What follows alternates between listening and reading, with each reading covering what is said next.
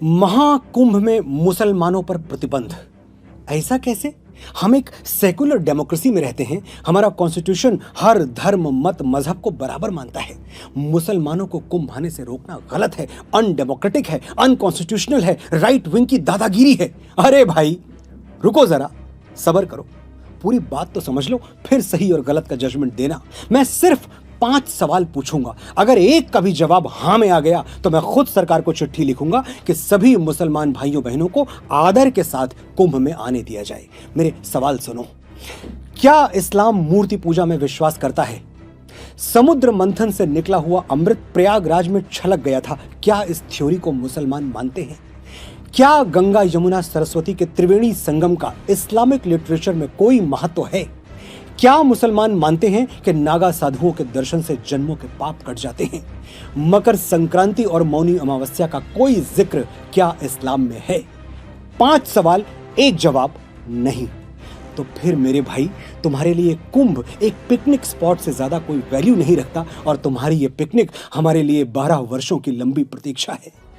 उम्र की ढलान पर खड़े हमारे बड़े बुजुर्गों की प्रार्थना है, जो भगवान के सामने हाथ जोड़कर रोज यही दोहराते रहे, प्रभु बड़ा भरपूर जीवन दिया तुमने, बस कुछ दिन और जी लेने दो, अपनी आंखों से अंतिम बार महाकुंभ देख लें, मकर संक्रांति का गंगा स्नान कर लें, फिर हंसते हंसते तुम्हारे चरणों में आ जाएंगे। चाहते क्या हो तुम?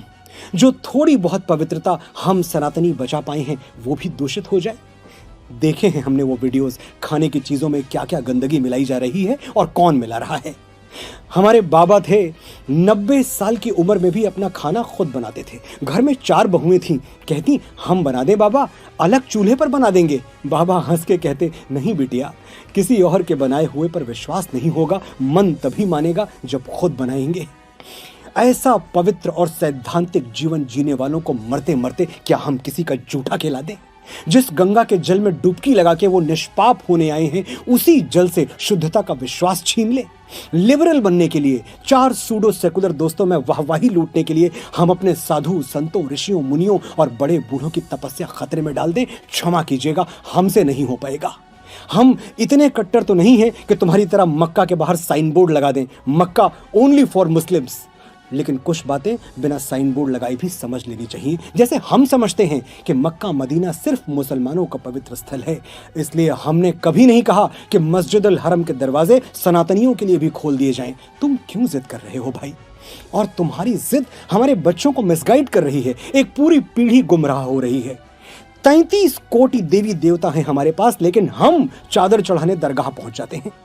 हमारे डीएनए में गलत डेटा ट्रांसमिट कर दिया गया है। शिवलिंग पर जल चढ़ाना मतलब अंधविश्वास, सुपरस्टिशन, और दरगाहों पर चादर चढ़ाना मतलब एब्सोल्यूट साइंस। हिपोक्रेसी की भी सीमा होती है। लेकिन ये जो गुमराह हो गए हैं, ये भी हैं तो हमारे अपने ही। हम इनको तब तक समझाएंगे जब तक ये समझ नहीं जाएंगे।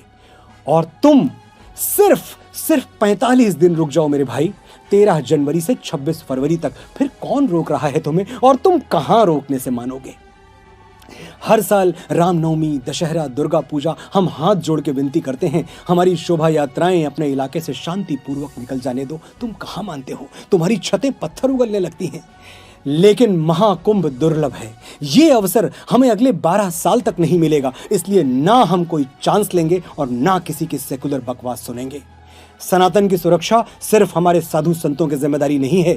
हम 100 करोड़ हिंदू सनातन के सिपाही हैं, और हम सिपाहियों ने प्रतिज्ञा ली है 45 दिनों तक तुम्हें त्रिवेणी संगम पर पांव नहीं रखने देंगे। हमारी प्रतिज्ञा का मान रख लो, वरना ये तो जानते ही हो कि अगर हम छत्रपति शिवाजी महाराज के वंशजों ने अपने जुड़े हुए हाथ खोल दिए तो औरंगजेबों को भागने के लिए जमीन कम पड़ जाएगी। सोया हुआ सनातन चैतन्य है, सजग है। वो वक्त कुछ अलग था, ये वक्त कुछ अलग है। जय महाकुंभ, जय संत समाज, हर हर महादेव।